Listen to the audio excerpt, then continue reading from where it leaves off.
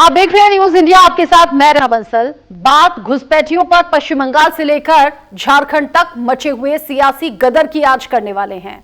Rohingya Bangladeshi घुसपैठियों को लेकर हो रही सियासी बयानबाजी और धमकी की बात करेंगे। धमकी टीएमसी के मालदा जिलाध्यक्ष अब्दुल रहीम बख्शी ने बीजेपी विधायक को दी है। शंकर घोष ने रोहिंग्या और बांग्लादेशी घुसपैठियों का मुद्दा उठाया।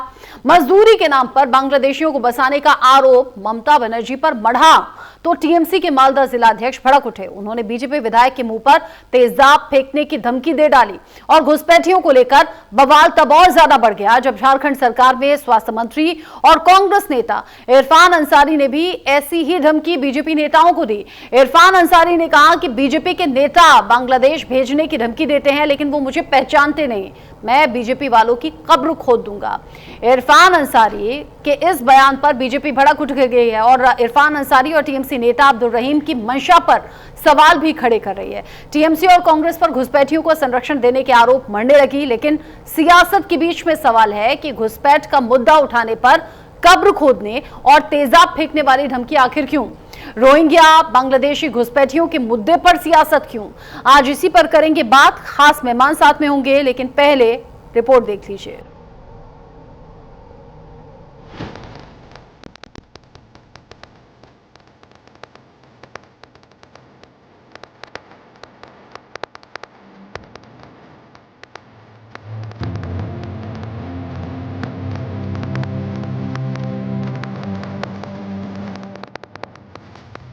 ममता बनर्जी बांग्लादेशियों से बहुत प्रेम करती और इसीलिए रोहिंग्या और बांग्लादेशियों के लिए रेड कारपेट बिछा के रखी है।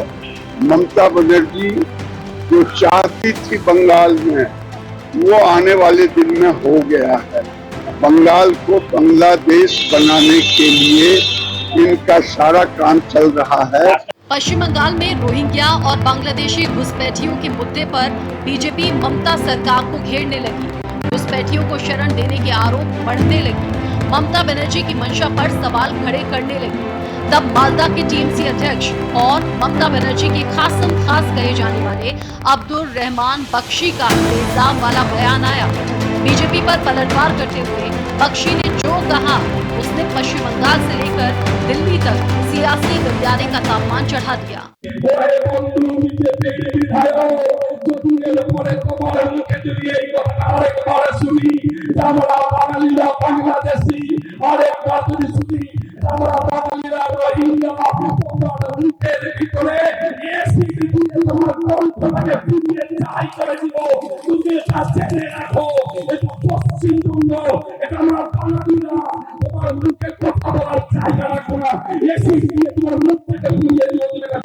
ये ममता बनर्जी की पार्टी के नेता अब्दुल रहमान बख्शी थे, जिन्होंने बीजेपी विधायक शंकर घोष को तेजाब वाली धमकी दी। लेकिन जब बांग्लादेशी रोहिंग्याओं का मुद्दा गरमाया, तब झारखंड के स्वास्थ्य मंत्री और कांग्रेस नेता इरफान अंसारी तो अब्दुल रहमान बख्शी से भी एक कदम आगे निकल गए।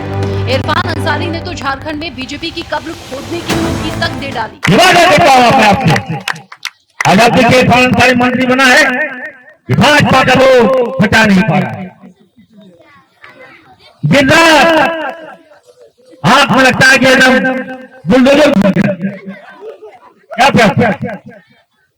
एकदम 24 घंटा इरफान अंसारी एकदम खोटा है। क्या बोल रहा है इरफान अंसारी? देख भी रहा हो तो खामियां निकाल रहा हूं। मैं परवाह नहीं करता हूं भाजपा का, याद रखिएगा, क्योंकि मेरे साथ झारखंड की जनता मेरे साथ। कहता बांग्लादेश भेज दें। अरे वो भाजपा वाले कब खून देना जाता है, पहचानता नहीं था को। बांग्लादेशी और रोहिंग्याओं के मुद्दे पर इरफान अंसारी और अब्दुल रहमान बख्शी के बयानों ने घुसपैठियों पर छिड़े घमासान को और तेज कर दिया।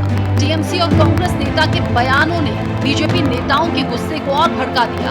बीजेपी दाना पानी लेकर टीएमसी और कांग्रेस पर चढ़ गई।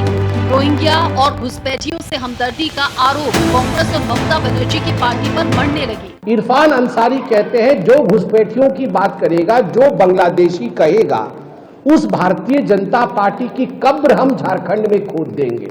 सोचिए, देश को जो बचाने की कोशिश करेगा, देश की जो सुरक्षा की बात करेगा, देश में दूसरे घुस ना आए, देश के संसाधनों पर देश के ही नागरिकों का पहला अधिकार है, जो ये कहेगा उसको कब्र में दफना दिया जाएगा। और महिमा मंडन उनका होगा जो कहेंगे बांग्लादेशियों का देश के संसाधनों पर पहला अधिकार है, उनका वो महिमा मंडन करेंगे। बंगाल के मालदा के तृणमूल कांग्रेस के जिला अध्यक्ष, जिनका नाम अब्दुल रहीम बख्शी है, अब्दुल रहीम बख्शी, उन्होंने भी धमकाया है। भारतीय जनता पार्टी के विधायक को धमकाते हुए कहा है, यदि आप घुसपैठिए शब्द का प्रयोग करेंगे, यदि आप बांग्लादेशियों के खिलाफ कार्यवाही करेंगे तो आपके मुंह पे मैं तेजाब फेंकूंगा और आपके गले के अंदर तेजाब डाल दूंगा, आपकी बोलती बंद हो जाएगी। मैं बहुत ही संवेदनशीलता के साथ ये अपील करता हूं कि कलकत्ता के हाईकोर्ट का इसको सुओ मोटो कॉग्निजेंस लेना चाहिए। तो पश्चिम बंगाल से लेकर झारखंड तक रोहिंग्या और बांग्लादेशी घुसपैठियों को लेकर सियासी गलियारा तप रहा है और तपिश तब और बढ़ गई है जब बीजेपी ने दावा किया कि घुसपैठियों के खिलाफ अभियान चलेगा, रोहिंग्या बांग्लादेशियों को वापस भेजा जाएगा।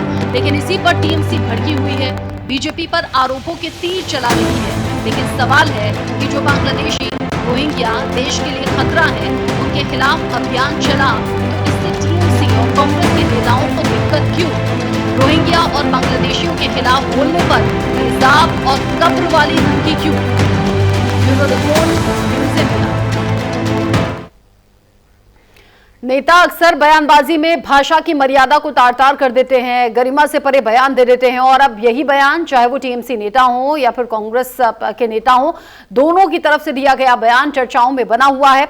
सबसे बड़ी बात यह भी कि अवैध तरीके से रहने वाले बांग्लादेशी और रोहिंग्याओं को लेकर अगर ये मसला सामने आया तो फिर ऐतराज क्यों, और ऐतराज करते करते भाषा की मर्यादा क्यों पार कर गए टीएमसी और कांग्रेस के लीडर? हम समझने की कोशिश करेंगे खास मेहमानों के जरिए। राम कुमार पाल जी मेरे साथ में जुड़ गए हैं, बीजेपी के नेता, अजय अरोड़ा जी हैं कांग्रेस के नेता, संजीव कौशिक जी जो कि राजनीतिक विश्लेषक के तौर पर हमारे साथ में जुड़े हुए हैं। आप तीनों का ही बहुत स्वागत न्यूज इंडिया पर। अजय अरोड़ा जी, आप ही से शुरुआत करना चाहूंगी। रोहिंग्या और बांग्लादेशियों की बात उठाने में इतना ऐसा क्या नौबत आ गई कि कांग्रेस के नेता ये कहने लगे कि कब्र खोद दूंगा? रचना, बात मोहब्बत की नहीं है, बात यह है कि इल्जाम लगाया, इल्जाम का उत्तर दिया। और जहां तक मैं कांग्रेस के नेता की बात करता हूं सारी की, उन्होंने एक मुहावरा है, ये कब्र खोद दूंगा, उन्होंने कब्र खोदी नहीं, एक मुहावरा है, एक बताने का तरीका। लेकिन राहुल गांधी तो कहते हैं कि नफरत के बाजार में मोहब्बत की दुकान खोलने आया हूं, मोहब्बत की दुकान कब्र खोद कर तो नहीं खुलती। रचना, मैंने कहा ना आपको, एक मुहावरा दिया, इस मुहावरे का अलग मतलब ना निकाला जाए। और जहां तक टीएमसी के नेता की बात है, वो टीएमसी के जो प्रवक्ता है वो बताएंगे कि उन्होंने क्या कहा। हमारे नेता तो हमारे कांग्रेस के नेता ने कहा कब्र खोद दूंगा, टीएमसी के नेता ने कहा कि मुंह में तेजाब डाल दूंगा, जुबान बंद कर दूंगा। रचना, मैंने पहले भी कहा, हाँ। कहावत को अन्यथा ना दिया जाए, अन्यथा नहीं मिल जाए। अच्छा, पहली बात तो ये कि मुझे कहावत नहीं समझ आई। सुनिए तो सही, मेरी एक सेकंड बात सुनिए। पहली बात तो ये मुझे कहावत समझ नहीं आई। दूसरी बात ये, अगर यही कहावत बीजेपी के लीडर ने कही होती कांग्रेस के लिए तो चलता नहीं। मैं ये कह रहा हूं कि एक बात तो साफ है कि जितने भी हमारे नेता हैं, उनको अपनी मर्यादा में अपने जो बोलना है उसको संयम बरतना चाहिए, सोच के बोलना चाहिए, ताकि अगर उन्होंने मुहावरा भी कहा है तो उसका गलत अर्थ निकाला जाए, समझ के बोलना चाहिए। क्योंकि भारतीय जनता पार्टी को तो मौका चाहिए, उन्हें तो मौका चाहिए पाल की खाल निकालने का। ये भी मुहावरा है, पाल की खाल निकालना। अगर इसको भी बात करेंगे तो मैं नहीं समझता बीजेपी के साथी, मैंने कहा बाल की खाल निकालना, वो बाल की खाल निकालते हैं। बाल की खाल निकालना अलग बात हो गई। पता नहीं आप कौन सी कहावत कह रहे हैं कि कब्र खोद दूंगा। मैं संजीव जी से समझ लेती हूँ, क्योंकि राजनीतिक विश्लेषक के तौर पर आप मेरे साथ में जुड़े हुए हैं। अब पॉलिटिक्स में होता क्या है ना, अपनी बात कहना या दूसरों पर आरोप लगाना या दूसरे पर कटाक्ष करना, ये एक अलग बात है। लेकिन ये दोनों ही नेता जिस तरह की भाषा का इस्तेमाल कर रहे हैं, संजीव जी, क्या ये ठीक है?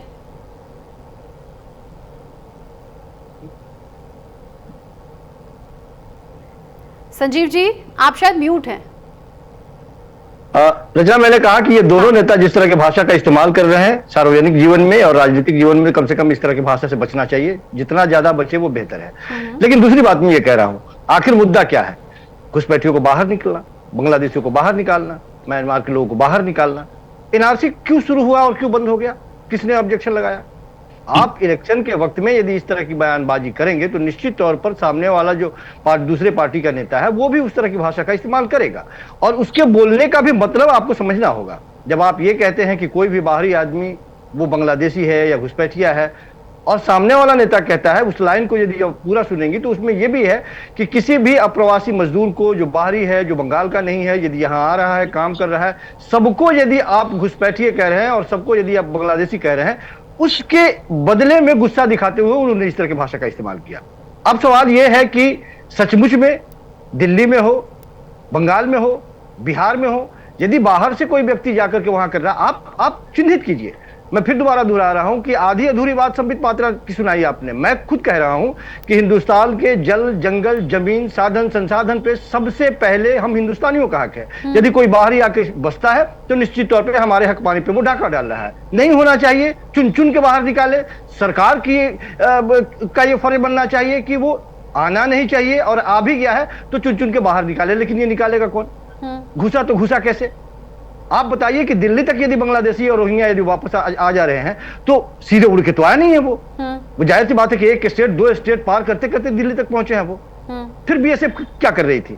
फिर बॉर्डर सुरक्षा में लगे हुए वो जो पुलिस अधिकारी हैं या जो सीधा केंद्रीय मंत्री के हाथ हिस्से में है, सीधा गृह मंत्रालय के हाथ में है, वो क्या कर रहा है? फिर किसकी नाकामयाबी है? उत्तर प्रदेश में कभी योगी जी कहते हैं कि हमारा डेमोग्राफी चेंज होता हुआ दिखाई दे रहा है, हाँ। तो देश के लाल किले के प्राचीर से प्रधानमंत्री कहते हैं कि डेमोग्राफी चेंज होता हुआ दिखाई दे रहा है। किसकी नाकामयाबी है ये?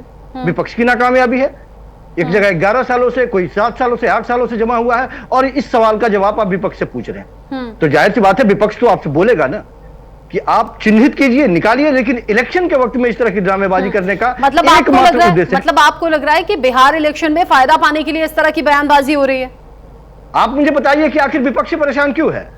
भारतीय जनता पार्टी के लोग परेशान क्यों नहीं है?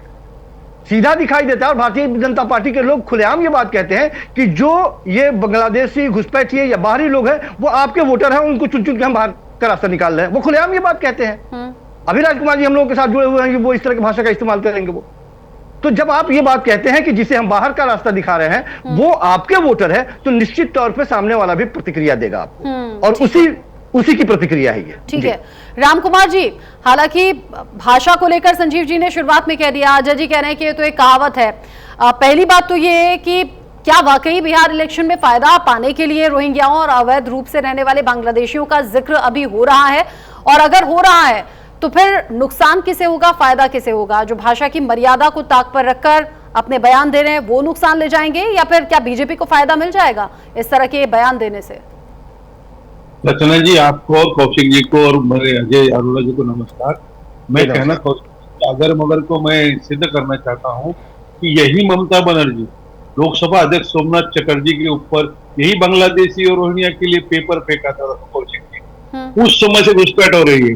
तब मुख्यमंत्री नहीं थी ममता बनर्जी, लोकसभा के सदस्य थी और मंत्री थी।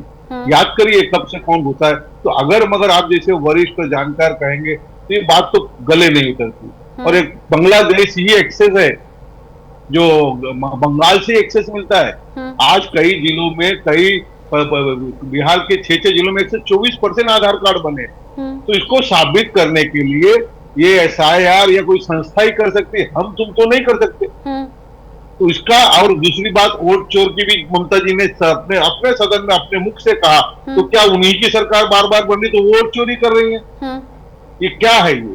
ये कौन सी राजनीति? अगर किसी भी, हम लोग कहीं श्रीलंका जाना है, कहीं बाहर जाना है, हमारा पासपोर्ट होता है, रिटर्न वीजा होता है, हम एक दिन भी हो गए तो हम सजा के पात्र होते हैं। हाँ। और यहाँ तो इतना लोडिंग हो चुका है उसको।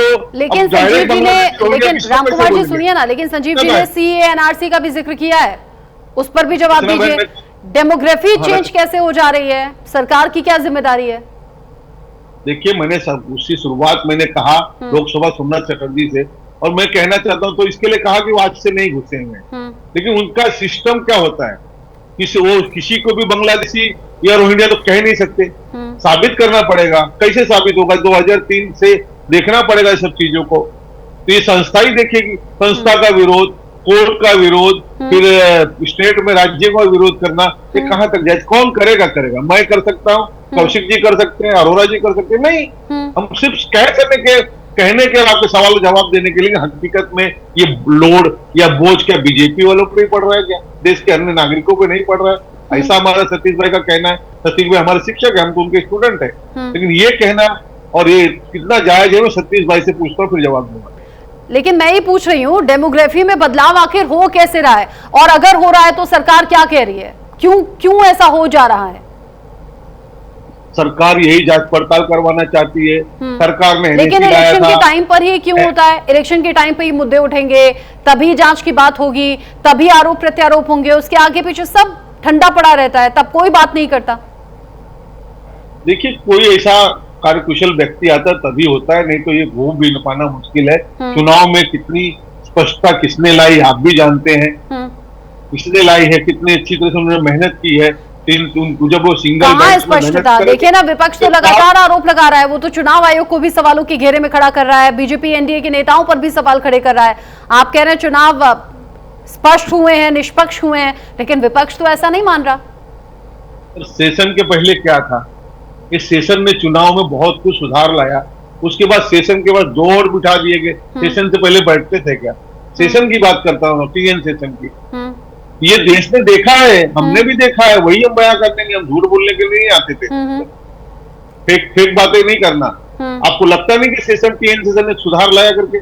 ठीक है, अभी भी कोई अधिकारी आया सुधार लाया है? आपका हक है, आप सांसद है, आप चुने हुए प्रतिनिधि हैं, आप अपने सवालात उनसे करिए, उनसे आप जो भी सिस्टम के हिसाब से आप उनको सब पत्र लिखिए, कि वो तो डिनाई करते नहीं। अभी इन्होंने जब कहा था कि चुनाव से मिलना है, तो उन्होंने 30 आदमी अलाउ किया था, इन लोगों ने 300 लोग जाएंगे, तो कोई सभा मीटिंग थोड़ी करनी थी वहां पर। अब 30 आदमी है, 300 आदमी के पीछे करोड़ों लोग रखते हैं, तो आप अपना चर्चा कर लेते, पर नहीं करना। जहाँ राल है वहां पे कुछ नहीं कर सकते, राल तो रारी खा।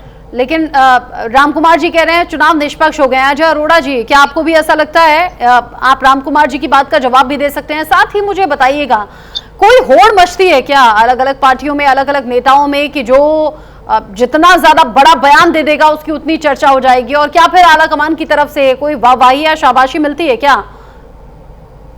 ऐसा नहीं देखना। भारतीय जनता पार्टी के वरिष्ठ नेता गृह राज्य में भी बयान देते हैं। उन्होंने अभी मैंने सुना, उन्होंने कहा कि ममता बनर्जी बांग्लादेश बनाना चाहती है। अरे कांग्रेस पार्टी ने रचना जी, हमने तो पाकिस्तान के 2 टुकड़े करके बांग्लादेश बनाया था, हम क्यों बनाएंगे जहाँ तक कांग्रेस की बात है। और जहाँ राम कुमार जी बड़े सुलझे हुए, बड़े अच्छे व्यक्ति हैं, बड़े अच्छे विचार रखे इन्होंने, सभ्य तरीके से बात करते हैं। लेकिन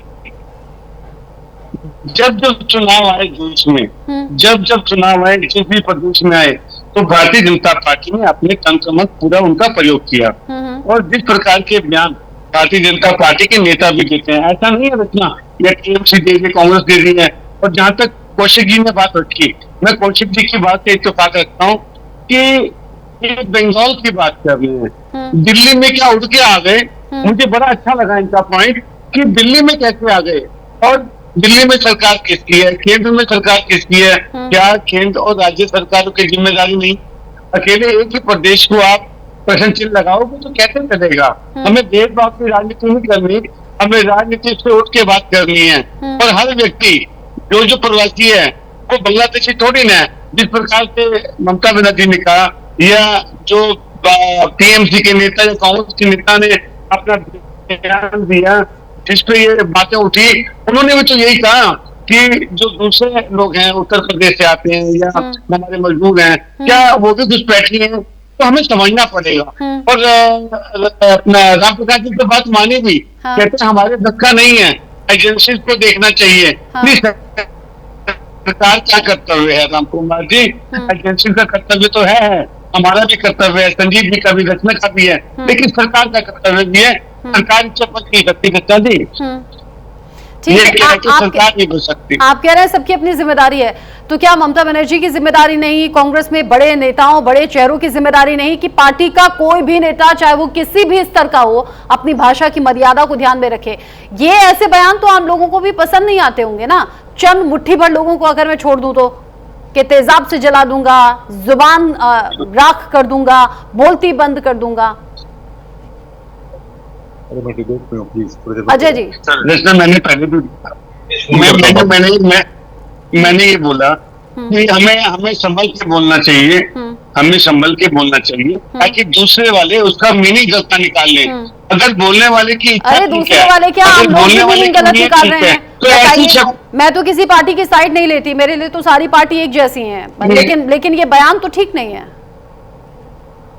मैंने क्या बोला कि नेताओं को ऐसे बयानों से बचना चाहिए। मैं तो डिनाई कर नहीं रहा, अगर कोई मुहावरा भी कह रहे तो वो संभल से बोलना चाहिए ताकि उसका मीनिंग तो अच्छा, ये कौन सा मुहावरा है? भारतीय जनता चलो समझाई पार्टी दीजिए मुझे, ये कौन सा मुहावरा है? स्कूल में हम पढ़ते थे ना, स्कूल में हम पढ़ते थे ना, स्कूल में हम पढ़ते ना ना ना मैंने बोला, स्कूल में हम पढ़ते थे ना मुहावरा। तो सुनिए ना, स्कूल में हम पढ़ते थे मुहावरा और मुहावरे का वाक्य प्रयोग। मुझे समझाइए प्लीज, ये कौन सा मुहावरा है? कब्र खोदने का मतलब क्या? कब्र खोदी, इसका मतलब है कि हम बीजेपी को परेशान करेंगे, बीजेपी को आगे नहीं आने देंगे। कब्र खोदने का मतलब ये है। लेकिन मैं फिर भी कह रहा हूँ कि ये निंदनीय है, ऐसे बयानों से बचना भी चाहिए। मैं कह रहा हूँ ऐसी बातों से बचना भी चाहिए। अगर किसी मुहावरे से अगर राम कुमार जी को कष्ट हो रहा है या संबित पात्रों को कष्ट हो रहा है तो हमें वो कष्ट नहीं देना चाहिए। आपको मौका नहीं देना चाहिए भाई, मौका नहीं देना चाहिए कि इस तरह का बयान दे, फिर बीजेपी उस पर सवाल खड़े करे, बीजेपी विक्टिम कार्ड खेले या फिर उस मुद्दे को बुनाते हुए आम लोगों में चली जाए। ये तो इन दिनों बड़ा हो रहा है, बिहार में हो रहा है। अभी आप देखिए, प्रधानमंत्री मोदी ने जब विदेशी दौरे से वो वापस आए, उन्होंने बताया कि कैसे मंच से, इंडिया अलायंस के मंच से मां को गाली दी गई। ये बात बिहार के लोगों तक पहुंची है और जाहिर सी बात है बहुत से लोग ये मान रहे हैं, कह रहे हैं कि एक तो प्रधानमंत्री, उनके पद की गरिमा और उनकी जो स्वर्गीय मां है, उनको लेकर इस तरह की बातें या फिर अपशब्द नहीं बोलने चाहिए थे, नुकसान होगा, ऐसे कई एक्सपर्ट्स मान रहे हैं। संजीव कौशिक जी, हाँ कुछ कह रहे हैं आप? अजय जी, जी, मोदी जी की माता जी को नमन, जहाँ भी है स्वर्ग में उनको नमन। जहां तक जिसने बोला वो सिद्ध होना चाहिए। भारतीय जनता पार्टी जो एक आईटी सेल रत्ना जी, मैं इनके आईटी सेल की तारीफ करता हूँ। ये छोटी सी बात को बड़ा बनाकर शब्दों को मरोड़ तोड़ पर जिस तरह से पेश करते हैं, ये काम भारतीय जनता पार्टी का आईटी सेल ही कर सकता है। जो गुण डिस्ट्रॉय करने के भारतीय जनता पार्टी के आईटी सेल के पास है, हमारे आईटी सेल के पास नहीं है, हम स्वीकार करते हैं। ठीक है, अगर उनके आईटी सेल की आप तारीफ कर रहे हैं तो अपने आईटी सेल पर भी आप काम कर सकते हैं। हर पॉलिटिकल पार्टी को जरूरत होती है। संजीव जी, जब जब इस तरह के बयान सामने आते हैं ना, हाँ कुछ कह रहे हैं क्या अजय जी? मैं कह रहा हूँ कि मैं तारीफ नहीं कर रहा, वो नेगेटिव करते हैं, वो नेगेटिव करने में होशियार हैं। बीजेपी जानती है कि चुनावी वोट में कैसे जाना है, बीजेपी जानती है कि छोटे मुद्दे को बड़ा कैसे बनाना है और फिर कैसे उसका राजनीति में लाभ पाना है। ये एक्सपर्ट्स कहते हैं, ये मैं नहीं कह रही। और हम मौकों पर, अलग अलग मौकों पर देख चुके हैं। इसीलिए तो कह रही हूँ, कांग्रेस हो, टीएमसी हो या बाकी अदर पार्टी हो, जो चीज अच्छी लगे वो सीख लेनी चाहिए। आप लोग भी ऐसा काम कर सकते हैं, क्योंकि ऐसा नहीं है कि सिर्फ टीएमसी या कांग्रेस वाले ही नेता इस तरह के बयान देते हैं। बीजेपी नेताओं के कई ऐसे बयान हैं जो विवादास्पद हैं, जो विवादों में रहे, फिर जिन पर बड़ा क्रिटिसाइज भी किया गया आम लोगों के जरिए, पॉलिटिकल पार्टीज के जरिए। लेकिन संजीव जी, ये सेल्फ गोल करना जरूरी क्यों है? कांग्रेस के लीडर, टीएमसी के लीडर ऐसा क्यों बोल रहे हैं, ऐसी भाषा का इस्तेमाल क्यों कर रहे हैं जिससे वाकई बिहार चुनाव में हो सकता है बीजेपी फायदा पा जाए? तो मुझे लगता है कि राजनीतिक दलों में आजकल एक नई परिपाटी और चलन रहा है कि जितना हम ज्यादा एग्रेसिव होकर बात करेंगे, शायद मतदाताओं तक हमारी बात बहुत ज्यादा सीधे बात पहुंचेगी। लेकिन मतदाता भी इस तरह की भाषा के इस्तेमाल करने वाले लोगों से बहुत ज्यादा जुड़ते नहीं है और उन्हें भी अफसोस होता है, हमें भी अफसोस होता है। मैं दूसरी बात कह रहा हूं, मैं सिर्फ ये कह रहा हूं कि इलेक्शन कमीशन का काम क्या है? इलेक्शन कमीशन का काम मतदाता पहचान पत्र बनाना है, न कि नागरिकता सिद्ध करना। नागरिक जो हमारे देश के नागरिक हैं और जो बाहर के लोग घुसपैठिए हैं, उन लोगों के बीच में यदि पहचान करने की कोई प्रक्रिया है तो वो केंद्रीय मंत्रालय और उसके लिए अलग सिस्टम है। उस सिस्टम के द्वारा आप पहचान कीजिए, आप निकालिए, चुन चुन के एक एक घुसपैठियों को बाहर निकालिए, और ये सालों भर ये काम होना चाहिए, छान छान के निकालिए और पूरे हिंदुस्तान के कोने कोने से निकालिए। यदि कोई बाहरी आ रहा है और गलत तरीके से यदि पहचान पत्र बना के या यहाँ पे रह रहा है, उसकी एक अलग प्रक्रिया होगी। लेकिन ठीक इलेक्शन के बीच में, इलेक्शन से पहले इस तरह की प्रक्रिया में हाथ लगाना और लगाने के बाद में बहुतायत मात्रा में लोगों के नाम का छटनी कटनी करना, जीवित को मार डालना और मरे हुए को जिंदा कर देना, और ऐसे लोगों का छटनी कर देना जो लोग कह रहे हैं कि नहीं हम यहीं के रहने वाले हैं और यहीं के हैं। प्रक्रिया इसकी लंबी है। सुप्रीम कोर्ट ने भी और तमाम सुप्रीम कोर्ट ने भी जिस तरह से हस्तक्षेप किया, और उसने पहले आधार कार्ड को उसमें मेंशन कराया, आधार कार्ड के बाद में फिर उन्होंने जो पिटीशन दायर करने की जो बात थी, समीक्षा में आवेदन जो देने की बात थी, उसको आगे बढ़ाना, जो तय सीमा रेखा बनाया गया था उससे आगे उसको रखना, ये सारी चीज दिखाता है कि सुप्रीम कोर्ट भी ये बात मानता है कि एक भी मतदाता जो हिंदुस्तान का है वो छूटने ना पाए। बचपन से आज तक हम लोगों ने यही देखा है कि इलेक्शन कमीशन का काम था कि वो चुन चुन के जिसकी उम्र मतदान करने के लायक हो जाए, एक भी छूटे नहीं, और इसके लिए अभियान बाकायदा चलाया जाता था कि आप वोटर बने और वोट करें, ये आपका अधिकार है और आपके एक वोट से सरकारें बनती और बिगड़ती हैं। तो इसलिए एक भी वोट जाया ना हो, इसके लिए सुप्रीम कोर्ट भी प्रतिबद्ध है। अब चूंकि इलेक्शन कमीशन ने जो काम ठाना है, निश्चित तौर पे कम समय में बहुत सारे लोगों की छटनी इसमें दिखाई दे रही थी, विपक्षी पार्टियां लगातार गोलबंद हो रही थी, तब जब भारतीय जनता पार्टी के लिए लोग खुलेआम इसके पक्ष में थे और वो कह रहे थे कि ये अवैध जितने वोटर हैं वो विपक्षी पार्टियों के वोटर है, जाहिर सी बात है कि खलबली मचना स्वाभाविक है। दूसरी बात, आप एक बातचीत के क्रम में आपने कहा प्रधानमंत्री जी के मां को गाली देना, देखिए किसी के भी मां को गाली देना अच्छी बात नहीं है, लेकिन सबसे महत्वपूर्ण बात यह है कि जिसने गाली दी वो गिरफ्तार हुआ।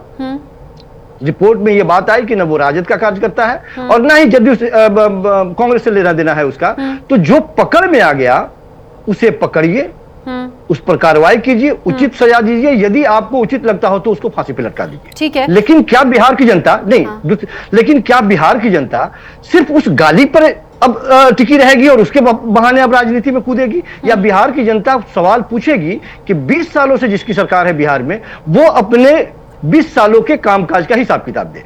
आप शिक्षा की बात करें, स्वास्थ्य की बात करें, आप पानी की बात करें, बिजली की बात करें, पलायन की बात करें, तमाम उन भ्रष्टाचार की बात करें, तमाम उन मुद्दों पे इस बार इलेक्शन बिहार की जनता वोट करने वाली है। यदि पूर्ववर्ती सरकार जो अभी है, पूर्ववर्ती क्या अभी जो सरकार है, यदि उसने बेहतर काम किया है तो निश्चित तौर पे लोग दोबारा तिबारा चौबारा रिपीट करेंगे ही करेंगे। लेकिन यदि आपने काम नहीं किया है तो गाली के बहाने राजनीति नहीं चलेगी बिहार में, कम से कम ये रोहिंग्या और घुसपैठ के बहाने राजनीति नहीं चलेगी। ये कोई मुद्दा नहीं है बिहार के लिए। बिहार के लिए जो असल मुद्दे हैं उस मुद्दे पर बीजेपी कह रही है ना, सीधा कह रही है, टीएमसी और ममता बनर्जी के लिए कह रही है घुसपैठियों को संरक्षण देने का काम कर रही है। आपको लग रहा है इस आरोप में कुछ सच्चाई लग रही है क्या? कौन घुसपैठियों को संरक्षण देने का काम कर रही है? ममता सरकार।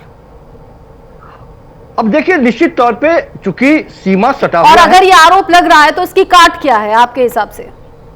कोई काट नहीं है। मैंने कहा कि ये सतत एक प्रक्रिया है जो केंद्र सरकार के हाथ में है। केंद्र सरकार ऐसे लोगों को चिन्हित करे, जो इसीलिए तो मैंने शुरुआती दौर में ही कहा कि एनआरसी यदि शुरू हुआ और एनआरसी को रोक दिया गया तो किसके आपत्ति के बाद से बताएं कि भारतीय जनता पार्टी के प्रवक्ता यहां बैठा है, वही बताया कि किसने ऑब्जेक्शन लगाया। जब 18 लाख में से लगभग 12-17 लाख के आसपास में हिंदू उसमें निकल गए थे, तो असम में ही भारतीय जनता पार्टी के ही मुख्यमंत्री ने उस पर ऑब्जेक्शन लगाया और उसके बाद में जो बंद हुआ तो फिर दोबारा वो चालू नहीं हुआ। उस समय अध्यक्ष थे वो। तो मैं सिर्फ यही कह रहा हूं कि ईमानदारी से यदि आपको घुसपैठियों को बाहर निकालना है तो केंद्र सरकार कदम से कदम मिला के राज्य सरकार के साथ इनको चिन्हित करे। कोई राज्य सरकार नहीं चाहेगी कि हमारे यहाँ घुसपैठी आके बैठ जाए, तो चिन्हित करे, उसे बाहर का रास्ता दिखाए। लेकिन इलेक्शन के बीच में इस तरह का राड ठाना, निश्चित तौर पर आप राजनीति करने का प्रयास कर रहे हैं, घुसपैठियों के बहाने हिंदू मुसलमान करने का प्रयास कर रहे हैं, और निश्चित तौर पे ये राड ठन्ना स्वाभाविक है, जिसका परिणति हम लोग देख रहे हैं किस तरह की भाषा का इस्तेमाल किया। अच्छा, टीएमसी पर तो पहले से आरोप लगता रहा है कि मुसलमानों की हमदर्द है ममता बनर्जी, मुसलमानों को लेकर ये जो वोटों की तुष्टीकरण की राजनीति होती है वो करती है। राम कुमार जी, अब जब बिहार में इलेक्शन हो जाएंगे या इलेक्शन के आसपास वाला जो टाइम होगा, तब तक ये मुद्दा चलेगा या बाद में भी केंद्र सरकार इस पर कुछ करने वाली है, बीजेपी कोई कदम उठाएगी, या बस अभी के लिए आरोप लगाया, बयानबाजी हुई और फिर मामला खत्म? देखिए, ये बिहार तक सीमित नहीं है, पूरे देश में एसआईआर होगा और ये पहली बार नहीं हो रहा है। ये तो बहुत बड़ी बात 2003 कह रहे हैं आप। कह रहे हैं सिर्फ बिहार तक सीमित नहीं है, सिर्फ पश्चिम बंगाल तक सीमित नहीं, पूरे देश में। अरे हो कैसे पा रहा है पूरे देश में? केंद्र सरकार क्या कर रही है? भाई लागू करने वाले हैं, तो वो चुनाव आयोग ने खुद ही क्या है पूरे देश में करने वाले। और मेरे भाई कौशिक भाई ने कहा कि चुनाव आयोग का काम सिर्फ मतदाता कार्ड बनाना है। नहीं कौशिक भाई, गलत मतदान न करे, कोई खोटा आदमी मतदान न करे, वो भी उसका काम है। देश से बाहर निकालने का काम है चुनाव आयोग का नहीं है। लेकिन बिहार में तो अभी देख लिया ना राम कुमार जी, बिहार में ये भी देख लिया डोनाल्ड ट्रंप के नाम का कार्ड बन गया, बिहार में ये भी देख लिया कुत्ते के नाम का भी प्रमाण पत्र बन गया, बिहार में ये भी देख लिया कि लोग कह रहे हैं कि भाई हम जिंदा हैं और हमें मृतक बताकर हमारा तो वोटर लिस्ट से नाम कट गया। इन सब की बात की जिम्मेदारी कौन लेगा फिर? चुनाव आयोग लेगा, हमारे बीएलओ लेंगे। 1,65,000 मतलब गलत हो रहा है ना ये? अगर इस तरह के बयान आ रहे हैं, अगर इस तरह के शिकायतें मिल रही हैं, तो फिर गलत हो रहा है ना? रचना जी आप देखिए कि 1,65,000 बीएलओ ने कितने लोगों के नाम जुड़वाए। और अभी भी कांग्रेस के प्रवक्ता पवन खेड़ा कह रहे थे कि 79,000 लोगों को निकालो। एक तरफ तो कह रहे हैं कि 65 लाख जा रहे हैं और एक तरफ कह रहे हैं कि 79 लाख लोगों को निकालो। तो दोनों तरह की भाषा कैसी होती है? और कौशिक जी जानकार आदमी है, जब मतदार यादी आती है फाइनल तो उसमें मृत लोगों की लिस्ट लास्ट पेज पे होती है। सवाल तो होते ही वो छपते हैं, वो ऐसा नहीं कि नहीं छपते। कौशिक जी आप ये जानते ही होंगे। और आपका कहना था कि एनआरसी आई, तो एनआरसी में क्या हुआ आप जानते हो? कितने किस हद तक वो दंगे पहुंचाए गए, मुसलमानों को भड़काया गया कि आपकी नागरिकता चली जाएगी, आपको यहां से बाहर भेज देंगे। लेकिन एनआरसी थी क्या? जो बांग्लादेश या पाकिस्तान में अल्पसंख्यक है, जो सताए हैं, उनको यहाँ पे नागरिकता देनी थी। तो वो लोग कह रहे हैं कि मुसलमानों को भी नागरिकता दो। तो ये सवाल ही इनका हमेशा गलत होता है। और जो आप खेल करिए, अरोड़ा जी ने कहा राजनीति में हम बीजेपी से लड़ना चाहते, राजनीति में लड़िए ना। आप अपने हमारे खोटे काम को निकालिए, लेकिन आप देश की जनता और देश के संसाधन से मत खेलिए। ये तो कतई वाजिब चीज नहीं है। और जो भी चुनाव होगा वो चुनाव आयोग वोटर लिस्ट देगा, उसी पे वो लोग वोट कर पाएंगे। लेकिन ये मैं कौशिक जी की बात से सहमत नहीं हूं कि चुनाव आयोग को सिर्फ मतदान कार्ड बनाना है। ये गलत काम कर रहे हो आप। इतने वरिष्ठ होने का ऐसा न कहिए। उनको गलत मतदान, गलत नागरिक आदमी न कर सके, ये पड़ताल करने का बट अभी तो आपने राम कुमार जी, बट अभी तो आपने बोला, जब मैंने बोला एसआईआर के नाम पर, सुनिए ना, मैंने बोला एसआईआर के नाम पर जो बिहार में अलग अलग तरीके की शिकायतें आ रही हैं, जिम्मेदार कौन? आपने कहा चुनाव आयोग। देखिए उदाहरण आपको देता हूं, कर्नाटक में जब राहुल जी ने दिखाया तो वहीं के एक मंत्री ने क्या कहा कि कर्नाटक की सरकार के समय ये वोटर लिस्ट बनी है, हमारे बीएलओ थे। केंद्र सरकार को, यार केंद्र सरकार का चुनाव आयोग जो होता है वो राज्य स्तर के लोगों को लेता है, कोई बाहर से तो नहीं लाता। इसकी एक मंत्री ने कर्नाटक के, उसको उन्होंने निष्कासित कर दिया जो सच बोला था कि हमारी सरकार है, हमारे लोगों के समय यादी बनी है। अब इसको झूठा मोहनपुरा की कैसे आप साबित कर रहे हो? आज अगर महाराष्ट्र में बीजेपी की फडणवीस की सरकार है, उसमें मतदार यादी पे राज्य के कर्मचारी काम कर रहे, अधिकारी काम कर रहे, तो क्या हम बंगाल के और बिहार के अधिकारी को ढकेल दे, दिल्ली के चुनाव कमिश्नर को ढकेल दे? ये जायज नहीं है कौशिक जी। बात सच रखिए, आप एक राजनीतिक विशेषज्ञ हैं, हम लोगों के शिक्षक हैं। संजीव जी जवाब देंगे क्या? देखिए जब ये बात कह रहे हैं कि चुनाव आयोग को ये अधिकार है, मैं सिर्फ ये कह रहा हूं कि चुनाव आयोग ने एसआईआर के लिए जो पत्र निर्गत किया कि ये इसमें आप पेपर लगा सकते हैं, उसकी सूची में क्या थी वो एक बार मुझे लगता है कि राम कुमार जी उसको देखेंगे तो उनको पता चलेगा। जिस आधार कार्ड पे आप हवाई यात्रा कर सकते हैं, सरकारी योजनाओं का लाभ ले सकते हैं, बैंक अकाउंट खुलवा सकते हैं, उस आधार कार्ड को वो नहीं मानते हैं कि ये यहाँ का पहचान पत्र है। जिस आधार कार्ड से तमाम योजनाएं, आधार कार्ड एक बायोमेट्रिक है, वो गलत नहीं बन सकता। तब भी ये बात सामने आ रही है कि दे रहा, कम से कम 100 लोग हैं तो 150 उसके आधार कार्ड बने हुए हैं। कैसे बन गया? कौन जिम्मेदारी लेगा इसका? चुनाव आयोग यदि ये बात कहता हो कि चुनाव आयोग इस बार छलनी के जैसे छान के हम विशुद्ध रूप से जो हमारे हिंदुस्तान के मतदाता हैं उनको हम निकालना चाहते हैं, बाकी लोगों को बाहर करना चाहते हैं, तो क्या अकेले चुनाव आयोग अपने इस दम पे ऐसे लोगों को, जिन लोगों का नाम काटा जा रहा है, चुनाव आयोग ये मानती है कि ये रोहिंग्या है, बांग्लादेशी है, फिर उसको कहां रिपोर्ट करेंगे? केवल काट देंगे, छाट देंगे, हटा देंगे आप? मैं सिर्फ ये कह रहा हूं कि ईमानदारी पूर्वक कीजिए, काम गलत नहीं है। हमारे हिंदुस्तान से इन सारे लोगों को खदेड़ा। आपके हिसाब से ईमानदारी में कमी कहां है? लेकिन मैंने कहा कि इस नाम पे राजनीति हो रही है। यदि ईमानदारी से सरकारें काम करती, अभी ये बड़ी आसानी से एनआरसी के बारे में दरकिनार करके चले गए कि किस वजह से एनआरसी को बंद कराया गया, ये कारण नहीं बता रहे हैं। सच बात यह है कि हिंदुओं के बहुतायत मात्रा में नाम निकल गए, जिसके वजह से एनआरसी को बंद करना पड़ा। सरकार उस योजना को वहीं पर ड्रॉप कर दी। ईमानदारी से आप काम कीजिए, हर एक की जांच कीजिए और वैसे लोगों को आप डिपोर्ट कीजिए, बाहर कीजिए। अभी तक के पिछले 11-12 सालों में यही बता दे, हमारे भारतीय जनता पार्टी के प्रवक्ता बैठे हैं, कितने लोगों को आपने हिंदुस्तान से बाहर निकाल करके डिपोर्ट किया, कितने लोगों को चुन के बाहर निकाला? मुझे नहीं लगता कि 2000 लोगों को भी निकाल पाया। ठीक है। तो इलेक्शन के वक्त में इस तरह की बातें करना, इलेक्शन के वक्त में इस तरह की बातें करना विशुद्ध रूप से ये राजनीति है। इसका वैसे लोगों को बाहर निकालना और अंदर छोड़ देना, इससे कुछ लेना देना नहीं है। निश्चित तौर पे ये राजनीति से प्रेरित एक स्टेटमेंट है, जिस पर केवल राजनीति होगी, हवाएं गर्म होगी, आप कुछ और कहेंगे, सामने वाला कुछ और कहेगा, और दोनों अपने अपने हिस्से की राजनीति करेंगे। अजय जी का रिएक्शन लो, लेकिन उससे पहले राम कुमार जी आपकी बात पर रिएक्ट करना चाहते हैं। राम कुमार जी बताइए, आप बीजेपी पर तमाम आरोप लगते रहे हैं, लेकिन बात तो सच है, एक्सपर्ट्स ये बात करते आए हैं कि बीजेपी वो मुद्दा उठाती है जो आपको सूट करता है, और बीजेपी ही क्यों, अलग अलग पॉलिटिकल पार्टी टाइमिंग्स को देखकर वो मुद्दा उठाते हैं जो उन्हें सूट करता हो, जो उन्हें फायदा दे जाए। अभी शायद ये मुद्दा है। देखिए, कौशिक जी की बात का एक जवाब दूंगा। 5600 लोग तो खाली जम्मू कश्मीर से निकाले गए और अभी भी 2300 लोग झारखंड और दूसरे से निकाले गए हैं। तो निकालने का कार्य अभी चालू हुआ है, इसमें आप सहयोग करिए। आप हमारे भारत के नागरिक, चाहे हिंदू हो चाहे मुसलमान हो क्रिश्चियन हो, उनका साथ दो, लेकिन बाहरी लोग को निकालना आपका भी दायित्व है, या साबित कराना भी आपका दायित्व है। सिर्फ सरकार सत्ता में है, सत्ता कोई अमर नहीं रहता है। संजीव जी कह रहे हैं कि जब प्रोसेस हुआ आगे तो कई हिंदू निकल आए, इसीलिए ये योजना ही ड्रॉप हो गई। सच है क्या? वो उन्होंने देखा होगा साहब, ऐसा योजना ड्रॉप नहीं हुई है, योजना एनआरसी आज भी लागू है। लेकिन जब उन्होंने भड़का दिया कि मुसलमानों की यहाँ हो जाएगा, तब सरकार ने जैसे किसान आंदोलन में वापस लिया ना अपना। इसमें क्या है, जब समझा नहीं किसी को पाएंगे तो सॉरी बोलने में क्या जाता है, या माफी मांगने में जाता है? क्या है? अगर हम अपने समझा नहीं पा रहे भाई से तो क्या करेंगे? पर अपनी बात जरूर रखेंगे। इनको विपक्ष है, कबूल हो चाहे नहीं हो, जनता देखती है, जनता जागरूक है। अच्छा, तो जो एसआईआर के नाम पर हो रहा है, जो एसआईआर के नाम पर हो रहा है बिहार में, उस पर सॉरी कौन बोलेगा, ये बताइए। क्या वो बोले आपने सर? मैंने कहा कि एसआईआर के नाम पर जो बिहार में हो गई गड़बड़ी, खामियां, शिकायतें जो आ रही हैं, उस पर सॉरी कौन बोलेगा? क्यों सॉरी बोलना भाई साहब? यादी के अंदर लास्ट में आता है ये मृत ऐसे गए हुए, ऐसे हो गए, सॉरी का सर अर्थ कहाँ आता है? और इनके कोई जिंदा शख्स ये कह रहा है कि मैं जिंदा हूँ, वोटर लिस्ट से मेरा नाम कट गया। ये हमारे राज्य के बीएलओ, हमारे के नाम का प्रमाण पत्र बन गया, डोनाल्ड ट्रंप के नाम का प्रमाण पत्र बन गया। बताइए कौन बोलेगा सॉरी? सॉरी क्या बोलना है? उसको कट वो वोट देगा डोनाल्ड ट्रंप, कुत्ता वोट देगा क्या? नहीं दे पाएगा।